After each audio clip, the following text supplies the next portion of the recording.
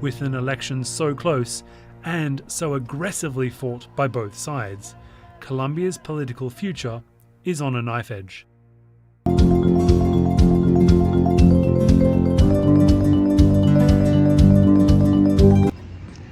So this weekend is very eventful.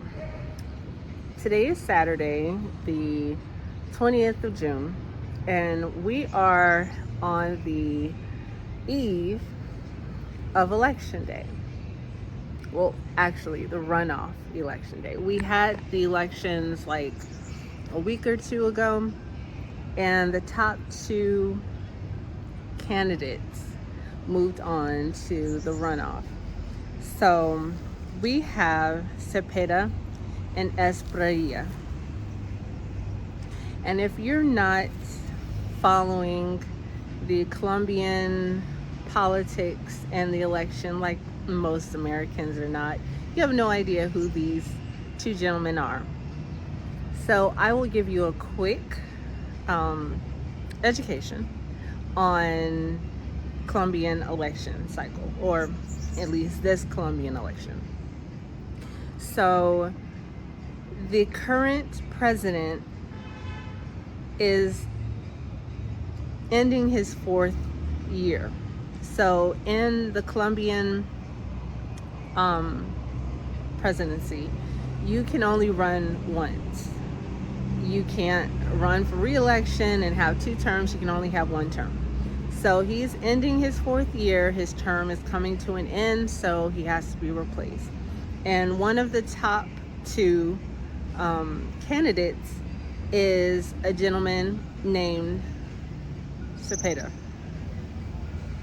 And he is running in the same party as the current president. He's a leftist, he's very liberal, and he's vowed to continue the policies that the current president has established and laid out. Now, his opponent is Abelardo Esprilla, and he is a far-right, Trump-loving, nationalist lawyer, and he's running with a lot of support, a lot of American support. So the country is literally split.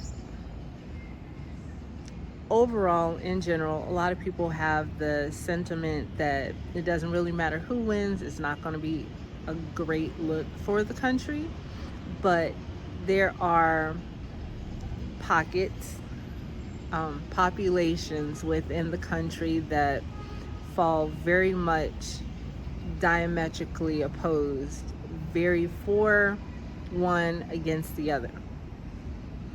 So I am a foreigner. This is going to be my third month here on July 1st, and I love this country. I love this country. And it is hard to see nationalistic views being espoused anywhere in the world. To know that I left the United States, one of the reasons amongst many being to escape that far-right mentality, ultra-conservative, pro-Trumpian, sycophantic behavior. To know that I left that mindset, that environment, to come here and run smack dab into it, it's not surprising because it's everywhere. It was in Portugal, it's in Spain, it's in Italy, it's in Germany, it's everywhere. But it's still disheartening because I know what's happening to the country, the US. I've seen it. I'm currently still seeing it.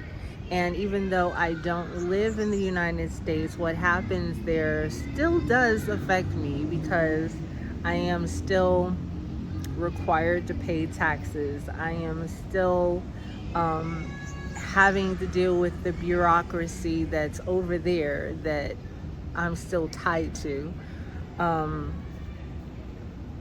then the policies that are established in the United States still has a ripple effect on the entire world, like with Ebola and the lack of substantial research that is being done by the Centers for Disease Control, which I used to work for.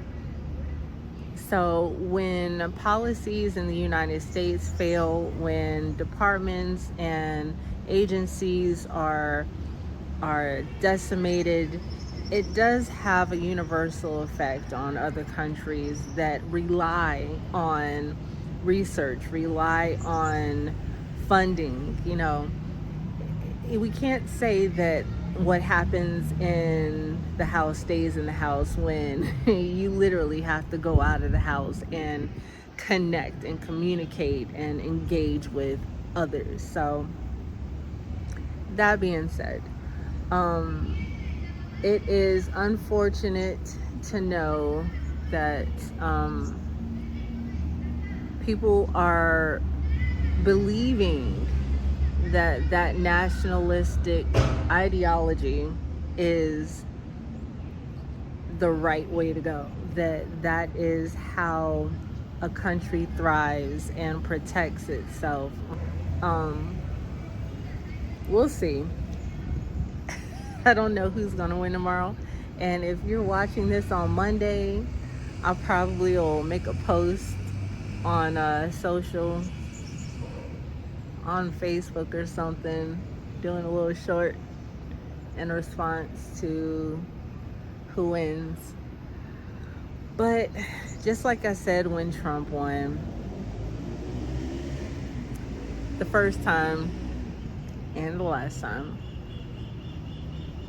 it is what it is, you know, and it's gonna be what it's gonna be. Like, that's all. That's literally all you can do, is like live and try to live the best that you can, try to be the best version of yourself that you can. I don't know what to say. I'm gonna enjoy my evening. I'm gonna eat this opera cake that I got from the grocery store because I wanted something sweet. And I'm gonna live the best that I can, no matter where I am. And that's all I can ask of anyone. Try to be the best version of yourself. Be nice to each other. Be kind and respectful to each other, and try to make the best decisions. Not the best decisions for you, but the best decisions for humanity, you know? No, that's all I gotta say.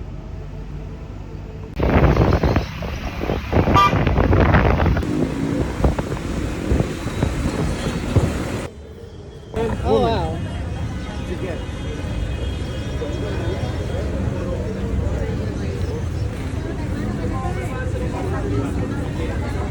So I'm outside the government building in Bucaramanga. I don't know if you can see.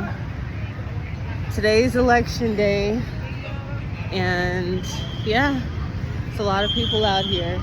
A lot of people.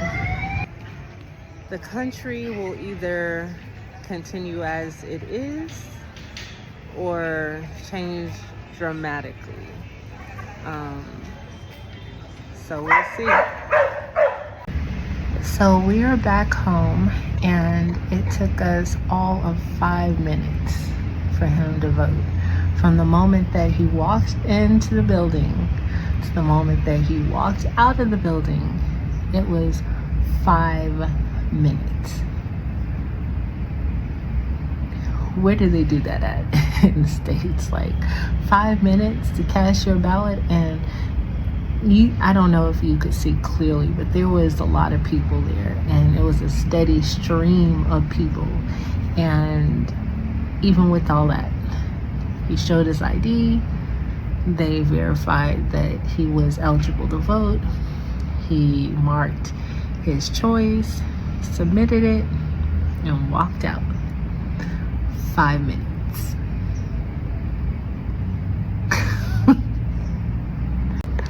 And two things that I absolutely love about Colombia's election process or voting process. One, the elections are always held on Sunday, so there's no real competition with jobs, so you can have the ability to vote without having to take off work to do so. Second, they shut down the bars. You cannot even buy liquor or alcohol at the grocery stores from Friday 6 p.m. till Monday. They want to make sure that you are completely coherent and not inebriated when you cast your vote. I love that.